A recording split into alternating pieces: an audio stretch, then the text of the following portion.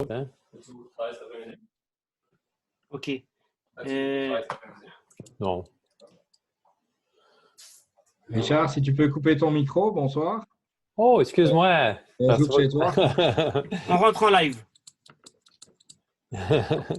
Merci de me l'avoir dit. Oui. Chers amis, bonjour. On vous retrouve ce soir pour la 13e émission avec Rabbi Michael, qui va vous parler aujourd'hui d'un traité qui fait partie de notre Torah, qui est le traité des pères, autrement appelé le Pirkei Avot. Rabbi Michael, je te donne la parole. Voilà. Et messieurs, dames, bonsoir. Et ce soir, nous avons Shalom. Shalom, shalom. Ce soir, nous avons une nouveauté, c'est que nous sommes en live Facebook, sur la page Facebook de Canal Israël. C'est donc une occasion pour dire bonjour à peut-être un peu plus de personnes qui nous suivent ce soir. Et également une occasion pour, évidemment, engager un propos sur un sujet qu'on n'a pas encore abordé dans le cadre de notre étude. Et notre étude ce soir va être plus courte, justement, pour pouvoir arriver à un format Facebook qui est peut-être moins patient d'une étude plus longue. Nous allons étudier ce soir un texte qui apparaît dans un des livres fondamentaux de la tradition d'Israël, qui est les Maximes des Pères. En hébreu, Pirkei Avot, les Maximes des Pères. Nous avons dans la tradition d'Israël la Bible, c'est-à-dire la Torah.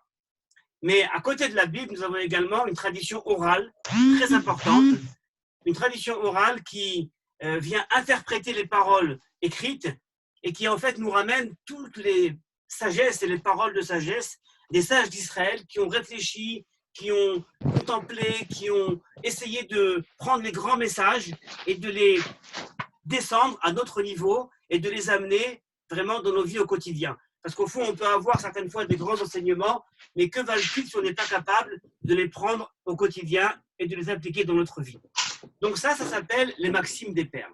Maximes des Pères, ce sont donc 6 chapitres très intéressants, l'un plus que l'autre, où on nous ramène les pensées, les paroles des sages d'Israël. Et j'aimerais ce soir avec vous partager un passage de ce Maxime des Pères qui apparaît dans le 2e chapitre, au paragraphe, si je peux dire, 9. Et la question qui est posée là-bas est une question tellement belle, mais tellement fondamentale. Je vais vous la lire. Rabbi Yochanan, un rabbin éminent, Rabbi Yochanan ben Zakkai, pose la question à ses élèves. Chers élèves, il leur dit, sortez et voyez quel est le droit chemin auquel l'homme doit s'attacher. Sortez et trouvez et voyez quel est le droit chemin auquel l'homme doit s'attacher. Écoutons bien ces paroles, parce que chaque parole d'un sage vaut son pesant d'or. Il ne leur dit pas, cherchez ce qui est dans les livres et dites-moi ce qui est marqué dans les livres. Il leur dit, sortez. C'est-à-dire, on n'est pas dans une question académique. On est en train de chercher une vérité pour la vie. Sortez et regardez dans le monde. Observez. Parce que c'est que dans l'observance des caractères, des comportements qu'on pourrait trouver quelque chose peut-être qui soit fiable, qui soit louable. Donc sortez et voyez quel est le droit chemin. Ça, c'est la question qu'il leur pose. Quel est le droit chemin auquel l'homme doit s'attacher? Non pas l'élite. Non pas nous dire qu'est-ce que l'élite fait, qu'est-ce que les hommes proches de Dieu font. Non, non. Qu'est-ce que tu vois dans la rue? Quelles sont les bonnes choses qu'on voit dans la rue? Et quel est le droit chemin qu'on doit identifier? Première réponse. Et là, ce passage nous ramène 5 réponses possibles. 5 sages qui vont définir 5 vertus, puisqu'on parle des vertus fondamentales. Le premier nous dit la chose suivante, écoutez bien, il nous dit, eh bien, Rabbi Eliezer disait, un bon œil.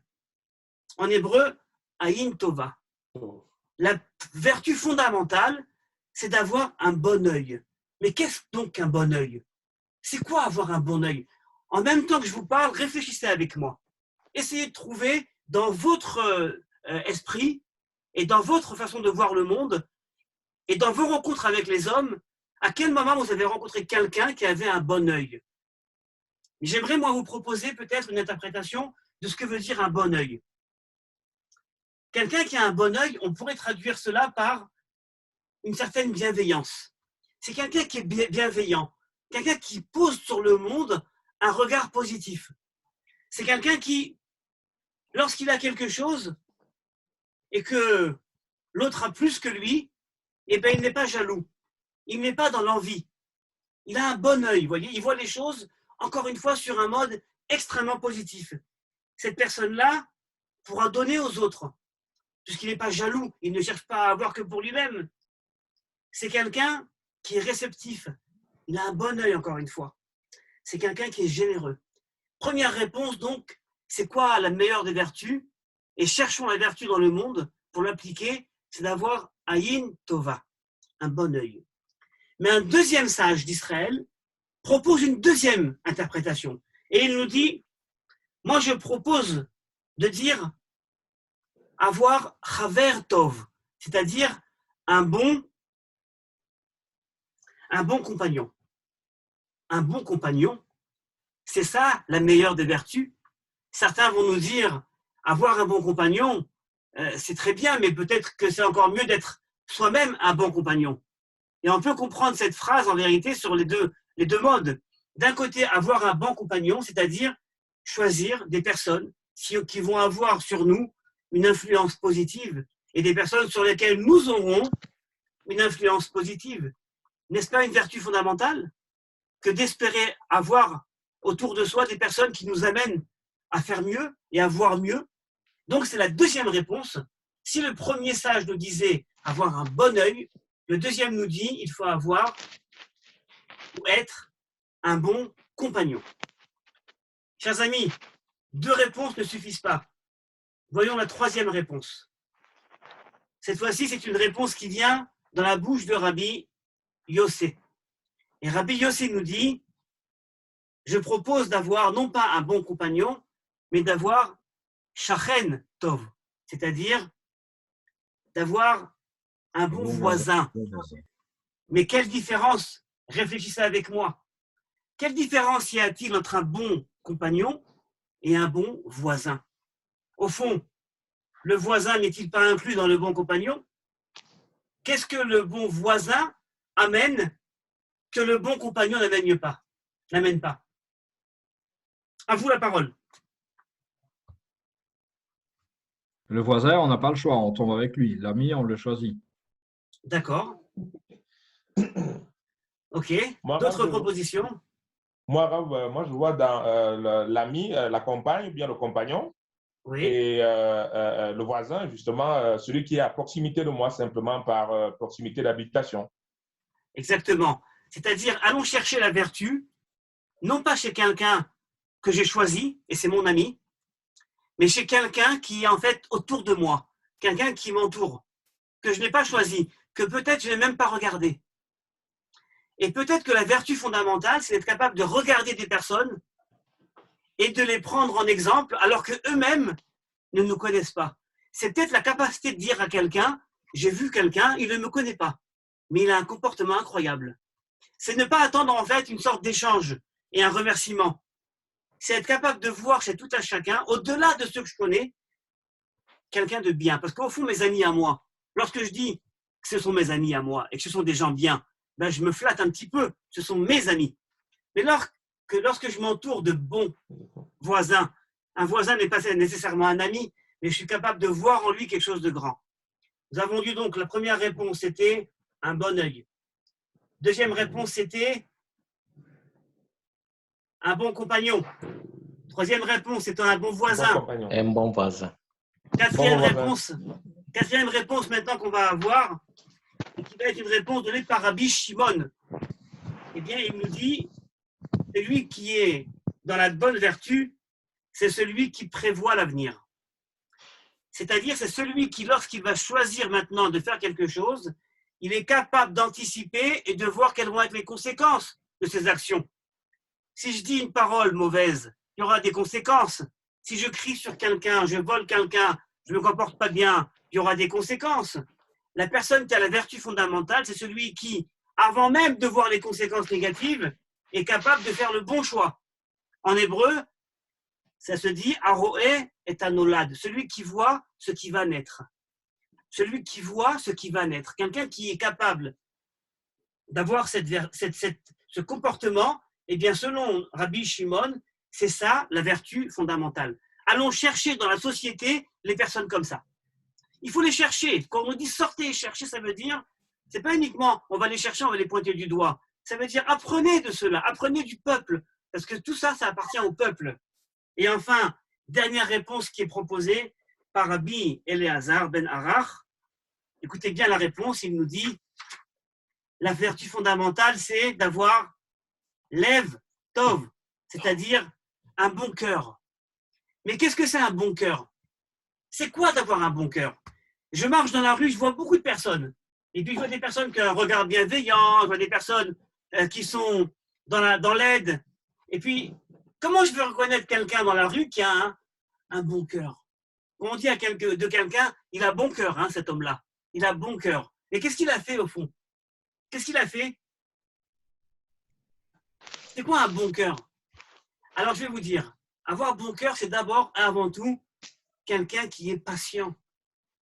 Il a bon cœur, c'est-à-dire il ne juge pas les personnes comme ça, au quart de tour. Il a vu quelque chose, il a entendu quelque chose et tout de suite il se fait un avis et il commence à faire du colportage et à dire des choses mauvaises. C'est quelqu'un qui est patient, c'est quelqu'un qui comprend l'homme, c'est quelqu'un qui comprend que l'homme, certaines fois, peut faillir, il peut fauter, il peut tomber, mais c'est quelqu'un qui n'est pas dans le jugement. C'est pas quelqu'un qui va classer les personnes. C'est pas quelqu'un qui se met en colère parce qu'il a vu quelque chose qui d'un coup l'a outré. Non, il a bon cœur, vous voyez. Le ton sur lequel je le dis, il a bon cœur. D'accord? C'est quelque chose qu'il faut savoir entendre. C'est quelque chose qui, quand on a bon cœur, donne également à réfléchir. Comment s'entourer de personnes, de bons voisins, comment se tourner de bons compagnons, comment avoir un bon œil sur les autres, comment peut-être réfléchir ce qui va être venu. Et c'est pourquoi le sage nous dit dans ce texte que la réponse de Rabbi Eliezer englobe les 4 réponses qu'on a vues auparavant. Alors les amis, on a vu ce soir une question fondamentale. C'est quoi la vertu première, la vertu la plus importante, sur laquelle et à laquelle il faut s'attacher et qu'il faut chercher dans la société et s'entourer de ces personnes-là? On a vu 5 réponses. Eh bien, je vais vous dire, chacune des réponses a quelque chose d'important, mais chacun de nous doit trouver sa réponse. Parce qu'on est fait différemment. Parce que peut-être que celui qui va voir chez l'autre le bon cœur, soit il a le bon cœur lui-même, et c'est pour ça qu'il va le voir. Soit peut-être qu'il a besoin de chercher le bon cœur parce qu'il lui manque un peu de bon cœur. Quelqu'un qui va chercher le bon œil, peut-être que c'est quelqu'un qui a un bon œil, mais peut-être que c'est quelqu'un qui va voir chez l'autre quelque chose qui lui manque. Et ce qui, au fond, est important, vous voyez, c'est toujours de chercher dans la société et dans la vie, et pas dans les textes uniquement. Les textes sont là, nous donnent des grandes directions. Mais un texte qui n'est pas appliqué dans la vie ne sert quasiment à rien. On est là pour prendre des grandes vérités, les appliquer dans nos vies. C'est ça ce que je voulais vous dire ce soir. Et c'est sur ce message-là que je vais arrêter immédiatement notre live Facebook pour qu'on puisse continuer entre nous tranquillement à discuter. Voilà. Perfect. J'attends vos remarques, vos questions et qu'est-ce que vous préférez comme… quelle est la réponse pour vous qui vous a le plus frappé, le plus marqué? Pour moi, c'est le voisin. Le voisin? Pour moi, c'est le voisin. Pour moi, c'est le voisin. Parce que le voisin, on tombe sur une donnée, on tombe sur quelque chose qui existe. Le voisin est tel qu'il est, alors que les autres qualités, on va pouvoir aller les chercher. On va pouvoir les examiner si elles sont là. On va se rapprocher de quelqu'un de prévoyant, quelqu'un qui a un bon œil, un bon cœur ou qui est un bon ami. Donc, c'est vraiment, moi, je trouve que le bon voisin, il est outsider par rapport aux 4 autres. Mais c'est aussi nous-mêmes être un bon voisin. Parce qu'on arrive quelque part certaines fois et on voit des personnes qui n'ont rien à voir les uns avec les autres et encore moins avec nous et on se dit, bon, c'est pas la peine de chercher à les côtoyer, ces gens-là. Mais en tant que voisin, en fait, si nous, on cherche à être le bon voisin, qu'est-ce qu'on doit faire pour être un bon voisin? Il faut aller frapper à la porte, il faut demander s'il manque de quelque chose, il faut peut-être tout simplement dire bonjour. Dire bonjour. Dire bonjour. Combien de fois on oublie ce mot magique? Bonjour, comment allez-vous? Comment a été la journée? Est-ce que les enfants, ça va? Est-ce que vous manquez de quelque chose? Est-ce que je peux vous être d'une aide quelconque? Ce sont des petites choses, mais des petites choses qui sont fondamentales. Donc c'est vrai que être un bon voisin, c'est justement, comme on a dit auparavant, c'est pas engageant comme être un bon ami. Quand j'ai un ami, évidemment, je vais être un bon ami parce que j'ai un intérêt à conserver l'amitié. Mais avec mon voisin, quel intérêt je peux avoir? Maximum, je ferme la porte et je ne le vois plus. Et donc, être un bon voisin, c'est quelque chose de pas évident. C'est vrai. Laquelle Pour des ma réponses part, vous parle? Ouais.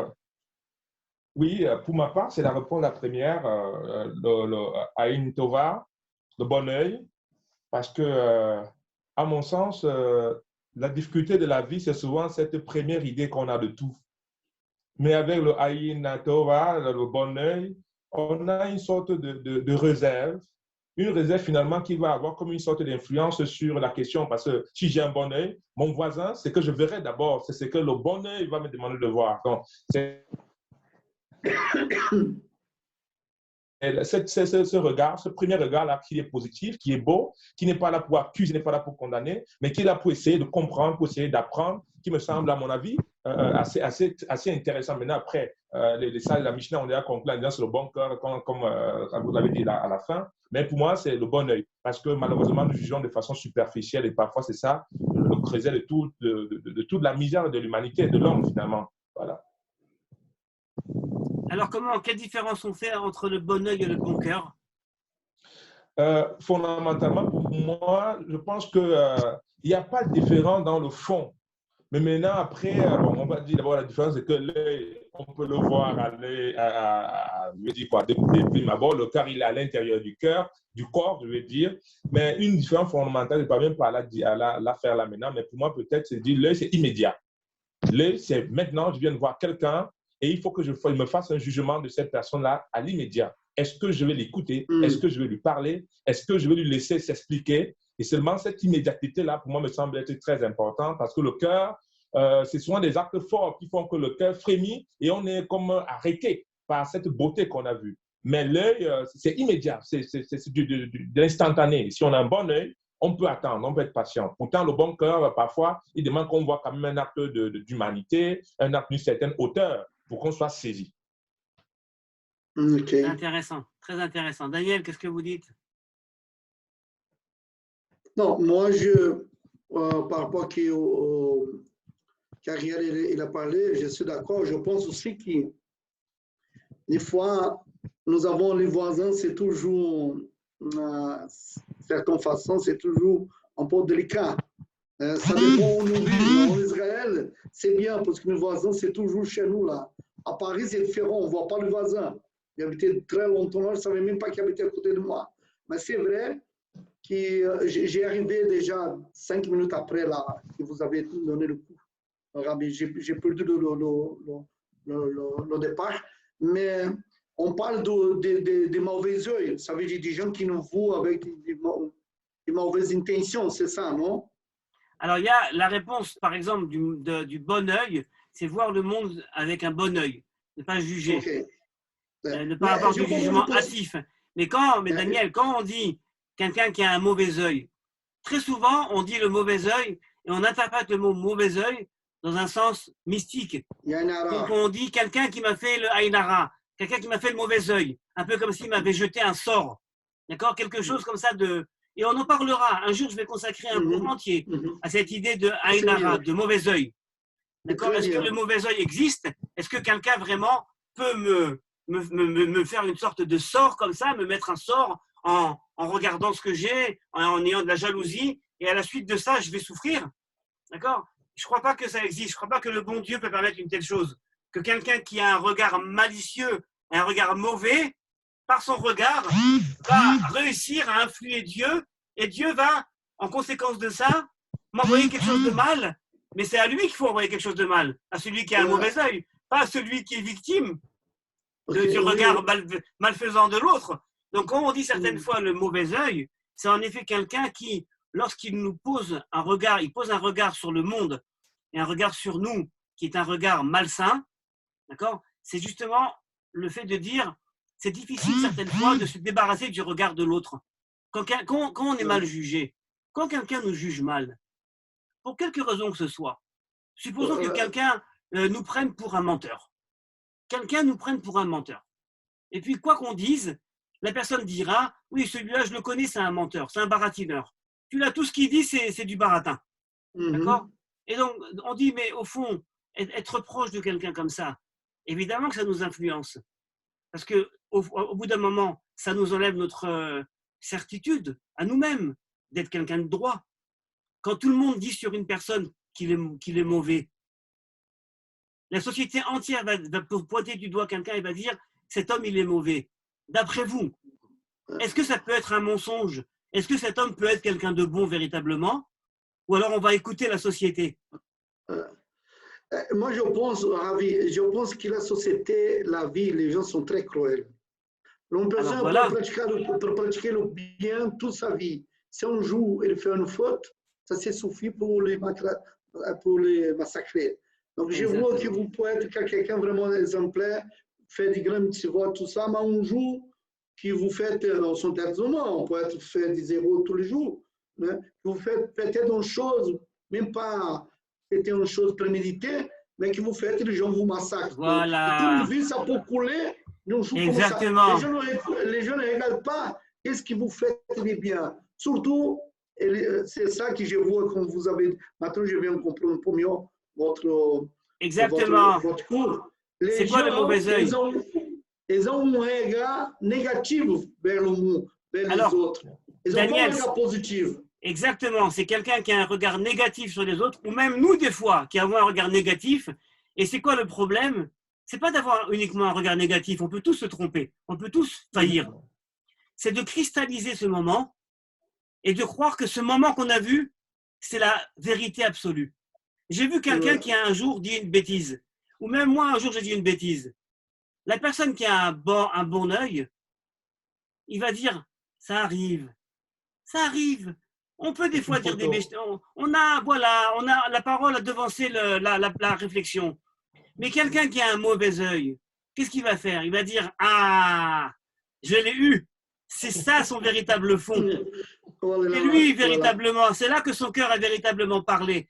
Et il va cristalliser sur ce moment-là, c'est ça le mauvais œil. Il va voir d'un mauvais œil et ensuite, c'est ce qu'il va faire, tout ce qu'il va voir de nous. Il pourra plus, et nous-mêmes des fois, on voit quelque chose et on dit c'est ça lui. C'est quelqu'un de mauvais, c'est quelqu'un de menteur, c'est quelqu'un. Et ensuite, on sera plus capable de voir d'autres choses. On a fait un zoom, on a cristallisé. Zoom sur image. C'est vrai. Et c'est incroyable, non, Ravi, excuse-moi, que de mauvaises nouvelles, ela coûte beaucoup plus vite que de bonnes nouvelles. Si vous faites si une personne fait quelque chose, entre guillemets, de mauvais, il y a une personne beaucoup plus grande, beaucoup plus large quand vous faites du bien. Quand vous faites du bien, personne ne vous parle pas. Moi, j'ai toujours dit à les gens ici, à les clients, si vous faites affaire avec moi, si vous gagnez de l'argent, peut-être que vous n'allez pas parler du bien de moi. Mais si vous perdez de l'argent avec moi, voilà, c'est vous sûr allez parler de tout le monde. Exactement. Exactement. Le monde, c'est comme ça. C'est triste que le monde, c'est comme ça. Je pense que la majorité des gens, ils ont, même inconscients, même les gens bien, les bonnes personnes, inconscients, ils ont cette habitude de voir négatif. Quand nous avons quelque chose de négatif, voilà, on va taper le mec sous là. Mais quand on voit des choses positives, on dit rien. Voilà. Exactement. Maintenant, je voudrais. Emma? Oui, je voudrais aussi donner mon petit avis sur le sujet du jour. Avec plaisir. Avant de le donner, je voudrais d'abord remercier le rabbin Michael pour le sujet du jour. Tous les 5 points, pour moi, sont très intéressants. Mais, à mon humble avis, moi, je préférerais beaucoup plus le bon cœur. Parce que l'intérieur influence l'extérieur. Si on a un bon cœur, on aura aussi un bon œil. On pourra aussi avoir un bon compagnon. On pourra aussi voir ce qui est bon dans le voisin qu'on ne connaît pas.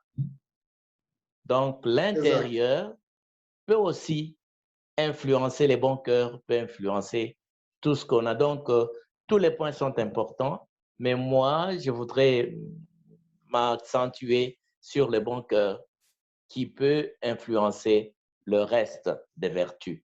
Mais toutes les vertus sont nécessaires. C'est ça mon point de vue, mon petit avis que je voulais insister là-dessus. Merci beaucoup. J'ai une question à vous poser et à tous en même temps. Comment éduquer au bon cœur? Comment éduquer nos enfants, nos voisins, nous-mêmes? Comment éduquer au bon cœur? doit arriver à ça. Mais c'est quoi la route pour y arriver? C'est une question difficile parce Bon. qu'il faut donner de bonnes habitudes. Il faut donner de bonnes habitudes, mais il faut pas non plus détruire les défenses que l'enfant va avoir à l'égard du monde. Exactement. C'est-à-dire, Uri, pour le dire sur un autre mot, certaines fois, il ne faut pas que les personnes qui ont des vertus et qui ont un bon cœur deviennent en fait Des les victimes. victimes. Parce que Exactement. c'est facile évidemment de dire c'est quelqu'un de bien, mais il prend toutes les clapes du monde. Ben non, C'est ça. avoir un bon cœur, c'est également être capable de faire la différence entre ceux qu'il faut réprimander et ceux qu'il faut juger d'un bon œil et d'un bon cœur. C'est vrai. Moi Oui. je viens sur la. Oh, excuse-moi. Je viens sur la. Excuse-moi, monsieur. Oui, vous allez. Monsieur Kassadi, allez, c'est à vous. Bon, je voudrais dire ceci. La question que le rabbin vient nous poser, c'est une question assez difficile. Le bon cœur, mais nous savons, s'il y a quelqu'un qui est bon, c'est Dieu.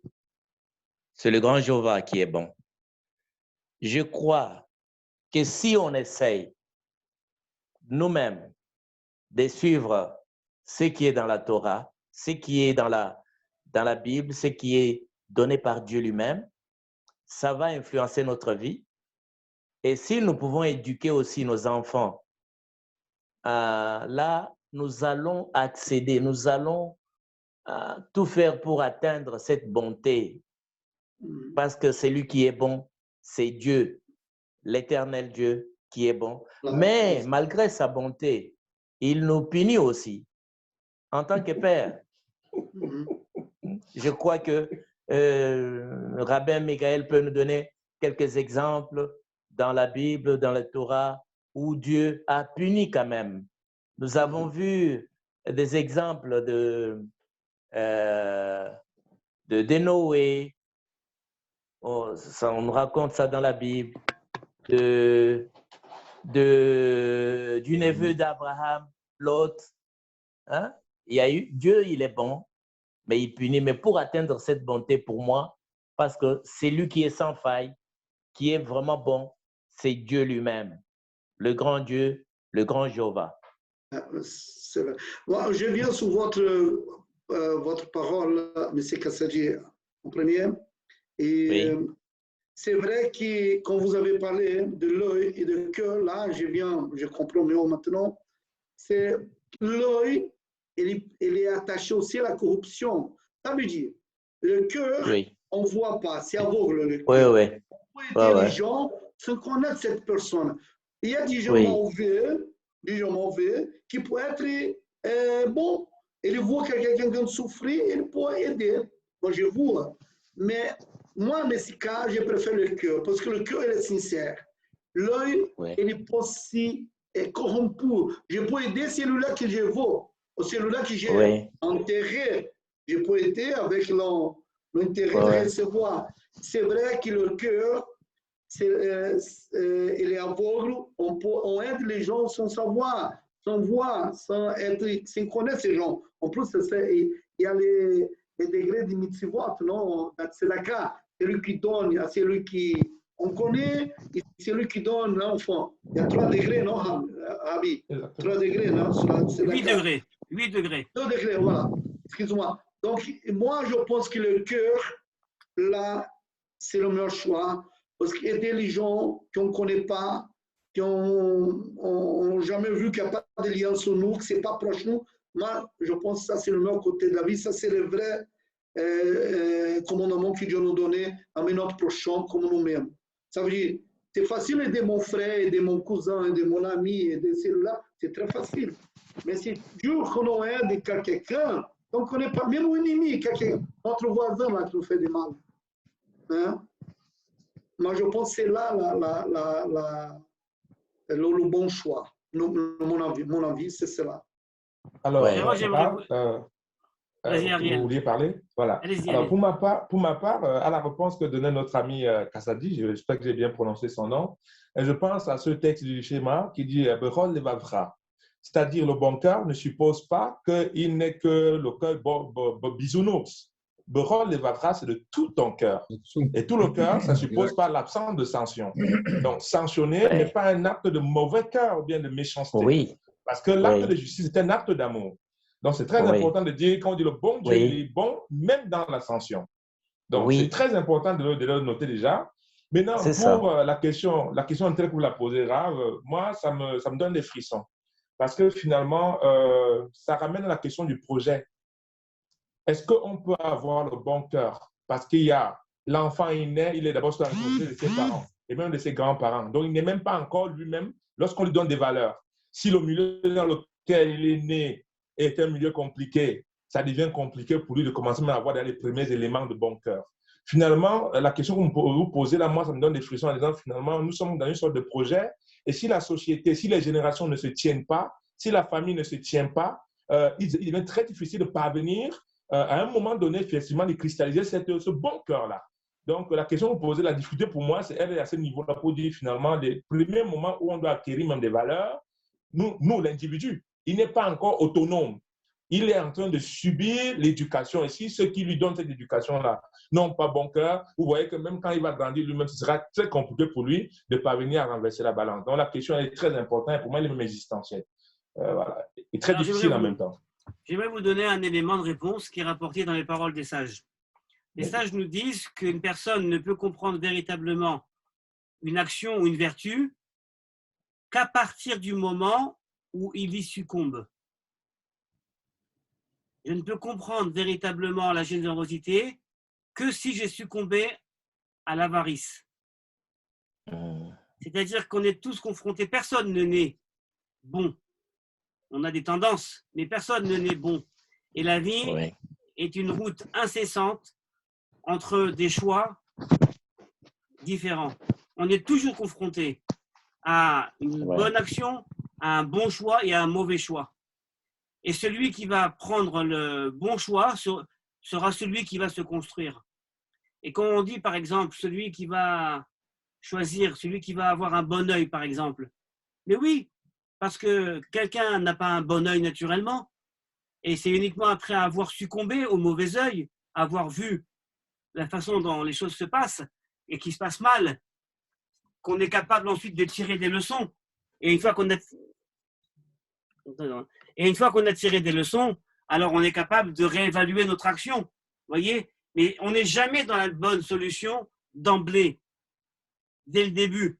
On voit ça chez les enfants. On peut éduquer nos enfants à faire des bons choix, à répondre. Mais nos enfants, et on est des enfants toute notre vie, on a besoin de tomber. Mais ce qu'il faut, c'est se relever. Et quelque part, lorsqu'on nous dit comment avoir un bon œil, comment avoir un bon cœur, ça ne veut pas dire qu'on doit courir après les épreuves et tomber pour après se relever. Mais ça veut dire qu'on doit être capable à un moment de voir quelle va être la conséquence de notre action. Je crois que les propos qui sont rapportés dans ce texte-là sont l'un liés à l'autre. On tombe certaines fois, et puis on se relève parce qu'on a compris quelque chose. Et un jour, on comprend que l'ami peut nous aider. En tant qu'ami, je peux aider. Et des fois, on comprend que le voisin peut nous aider. Parce que le voisin, c'est celui qui peut nous réprimander. Ou alors moi, en tant que voisin, je peux réprimander quelqu'un, véritablement. Et puis après, au bout d'un moment, on comprend que nos actions ont une conséquence. C'est de prédire l'avenir. Pas l'avenir dans le sens magique, mais savoir ce qui se passera si je fais le mauvais choix. Et quelque part, l'aboutissement, c'est d'avoir le bon cœur. C'est ce que nous dit en fait ce texte. Que le bon cœur, c'est celui en fait qui englobe tout. Parce que je crois que le bon cœur, c'est la dernière étape à laquelle on arrive. On peut avoir un bon œil. Et puis peut-être que le bon œil, on sera toujours, je dirais, dérouté par le mauvais œil. On peut avoir un bon ami, un bon compagnon, on sera toujours dérouté. On peut même certaines fois imaginer que la conclusion ou que la conséquence d'une action sera bonne alors qu'elle sera mauvaise. Mais lorsqu'on arrive à avoir un bon cœur, là j'ai l'impression que le bon cœur, c'est un peu comme si on avait surmonté toutes les étapes. Exactement. Une fois qu'on a réussi à avoir un bon cœur, c'est qu'on a réussi à surmonter toutes les épreuves qui étaient auparavant. Parce que c'est le cœur, c'est quelque chose qui est beaucoup plus ancré dans l'homme. D'accord? C'est devenu une partie de lui-même. Mon œil n'est pas toujours soumis à ma surveillance. Je vois des choses certaines fois que je n'ai pas choisi de voir. J'entends des choses que je n'ai pas choisi d'entendre. chez moi-même, chez les autres, chez mon compagnon. Des fois, j'ai des erreurs d'évaluation de ce qui va avoir comme conséquence de mes actions. Mais lorsque les choses viennent du cœur, et le cœur, c'est la conviction fondamentale. Lorsqu'on fait quelque chose avec le cœur, ça veut dire qu'on est convaincu que c'est quelque chose de vrai. D'accord ? Et on ne peut pas se tromper. Ou en tout cas, rarement. On ne peut pas se tromper. Parce qu'on a déjà vu toutes les autres options. J'ai été assez clair dans cette explication. Rabbi, j'ai une question à vous poser. Vous pensez Daniel, on n'entend pas. Il faut activer le micro. Ok. Attends, je vais voir ici si c'est. Mais vous pensez-vous qu'une personne, elle a pas naître? Non, toujours pas. Non, c'est toi, Michael, parce que moi, j'entends. Moi aussi, j'entends. Ça doit être de votre côté. Oui, moi aussi, je suis très bien. Ah bon. Non. Ça va? Allô? Non, il faut Vous activer écoutez? le micro. C'est pas lié au Zoom, c'est lié au micro local. Ça va? Vous m'écoutez là? Rabbi, vous m'écoutez? Rabbi, tu nous entends? Non, alors Daniel, ce qu'il va falloir faire, c'est faire un mime. Il va falloir mimer c'est quand avoir un bon cœur. Hein? Il faut faire le mime. Comment on reconnaît dans la rue quelqu'un qui a un bon cœur? C'est quelqu'un qui marche un petit peu courbé, c'est quelqu'un qui marche le torse bombé. Comment on reconnaît quelqu'un qui a un bon cœur? Vous m'écoutez là maintenant? On n'entend toujours pas, Daniel. Ah, toujours pas. Allez, vous écoutez Ouri. Ah, c'est dommage qu'on Oui, nous t'entends, Daniel. Ça a l'air intéressant. Non, je voulais poser la question, c'est bon. Si une Est-ce que vous avez encore des remarques, des questions pour enrichir notre étude? Attends, je vais quitter ici je vais couper mon son. Non. Eh bien, Ouri, je te donne la parole de la fin. Richard, c'est dommage. Richard, on t'a pas entendu. On n'entend rien. Richard, on t'a pas entendu. Est-ce que tu avais un commentaire ou une question? Non, c'est parfait. J'étais vraiment en mode écoute. Tout est parfait. Super. C'est bien. Ah voilà, c'est moi. Excusez-moi, c'est moi qui n'entendais pas. Ça va, vous m'entendez maintenant? Daniel, c'est moi qui avais une mauvaise oreille. Heureusement, c'est pas mon cas, c'est mauvaise oreille. Voilà. Non, Rabbi, je vous pose la question. Voulez-vous qu'une personne, elle a né avec un bon cœur? Elle a né avec. Parce qu'il y a des gens qui sont des mauvais, des plus des petits, hein? On voit ça. On naît avec un bon cœur, pendant la vie, on construit un bon cœur. Qu'en pensez-vous? Non, je crois que. On n'en est pas avec. Ah non, je crois que le bon cœur, c'est l'aboutissement d'une vie. C'est l'aboutissement d'épreuves, l'aboutissement de beaucoup de bons choix. D'expérience. Et d'expérience, exactement.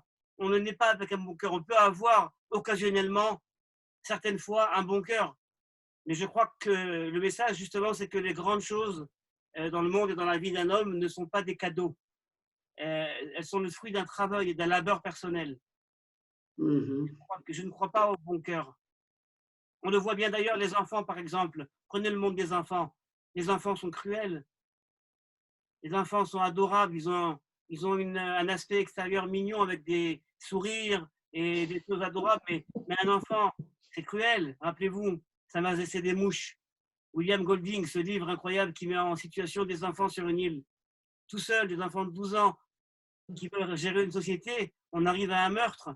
Un enfant, c'est cruel. Un enfant doit être éduqué. La Bible nous dit d'ailleurs, Yetzer leva Adam ramine urav. Les tendances de l'homme sont mauvaises depuis sa jeunesse. C'est vrai, c'est vrai. Pas depuis sa naissance, depuis sa jeunesse, voilà, c'est ça. Ouais, c'est ça. Ça veut veut pas dire que l'homme naît mauvais. Non, on n'est pas nécessairement fataliste. L'homme n'est pas nécessairement mauvais. L'homme naît avec un potentiel qui peut être pris à droite comme à gauche. Mais je crois que c'est une nécessité d'éduquer. Sans éducation, l'homme reste un homme très dangereux. Et on sait très bien, même éduqué, l'homme peut être dangereux. On a vu des grandes cultures qui étaient au summum de l'éducation et de la culture, et pourtant qui étaient dans la cruauté et la barbarie la plus grande. Vous voyez? Donc en vérité, la question de l'éducation et la question du bon cœur n'est pas liée à un niveau de culture. Il ne faut pas être éduqué pour avoir un bon cœur. Il ne faut pas être un grand intellectuel ou un grand érudit. Et certaines fois, j'aurais même tendance à dire qu'au contraire, que l'intelligence, certaines fois, et l'érudition risquent d'amener la personne, au contraire, à quelque chose de je dirais… D'une méchanceté conceptualisée. Voilà, exactement. D'une méchanceté construite. C'est-à-dire que difficile à défaire. Voilà, on serait capable, en fait, de justifier toutes les immondités avec l'intelligence. Et donc, en vérité, on n'a pas besoin d'une grande érudition, une grande intelligence. On a besoin de quelqu'un qui se confronte au monde réellement, qui est capable de regarder véritablement le monde, qui est capable d'apprécier les personnes face à lui, d'apprécier les conséquences de ses actes et de faire le bon choix. Et on imagine bien que ça ne se fait pas en un jour. Voilà. Donc, Pierre, on ne vous a pas entendu. Est-ce que vous avez une pensée à nous faire partager? Vous me parlez, Rabbi? Oui, vous avez peut-être une pensée à nous partager? C'est très intéressant, la dynamique de la discussion, parce que je me suis souvent fait dire que j'avais un trop bon cœur, qu'il fallait que je referme mon cœur un petit peu. Fait que je réfléchissais beaucoup à la dynamique. Est-ce qu'on est avec un bon cœur? Je pense qu'il y a un gros aspect de la personnalité, effectivement. Il y a un gros aspect de la culture. C'est sûr que des fois, on voit des jeunes enfants qui vont faire un geste agréable vis-à-vis d'un autre enfant. Par contre, je pense qu'on a tous vu des enfants faire des crises parce qu'ils voulaient avoir le jouet de l'autre enfant. Fait que c'est des notions qui sont vraiment intéressantes à analyser parce qu'on peut voir les choses vraiment de deux angles complètement différents.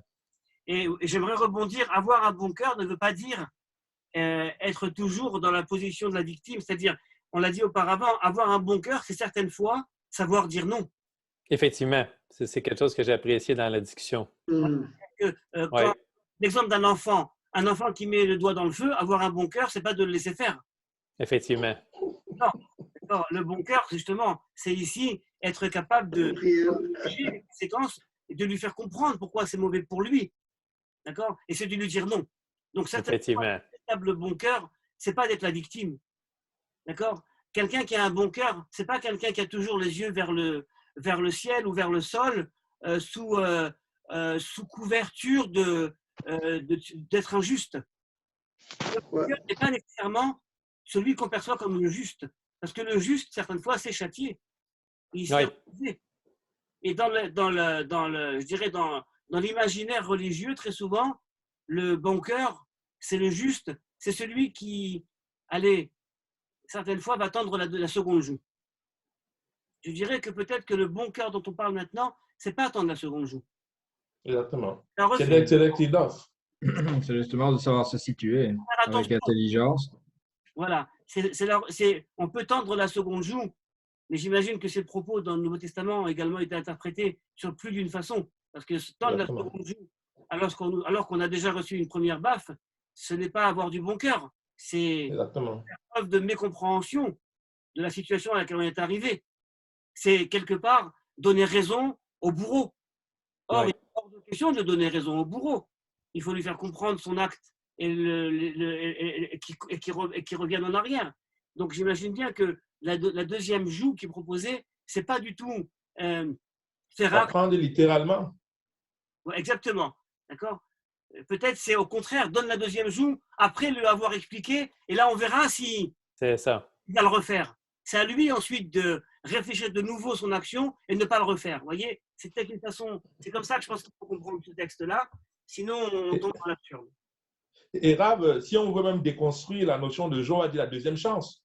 Parce que lorsqu'on a été blessé par quelqu'un, on nous demande de lui pardonner, mais quand on demande de pardonner, c'est de lui donner une autre chance après. Voilà, donc, effectivement, ce n'est pas une question de violence de jour, mais c'est une question de deuxième chance. Mais après avoir d'abord sanctionné, après avoir fait comprendre à l'autre que l'acte qui a été posé a été répréhensible. Il faut lui faire confiance, il faut l'aimer à nouveau. Et ça, c'est difficile.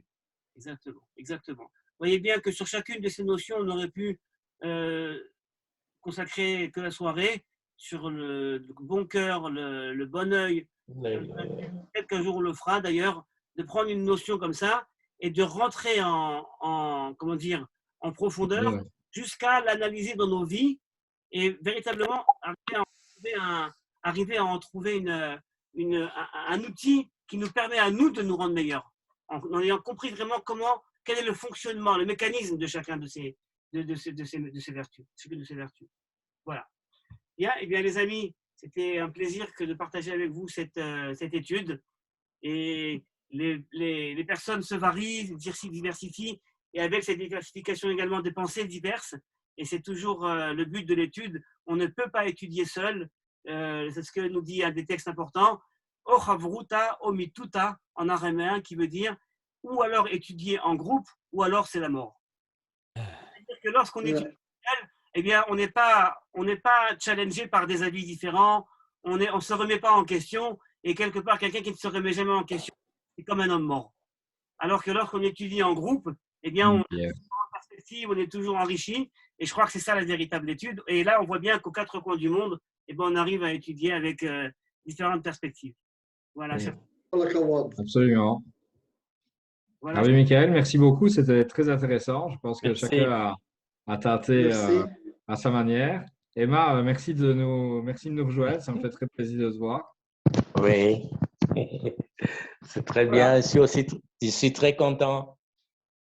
Je suis très content. Vous savez, monsieur, que je suis un grand ami d'Israël, un grand ami du peuple juif. Absolument. Absolument. J'aime Israël, j'aime le peuple juif, le peuple béni de Dieu.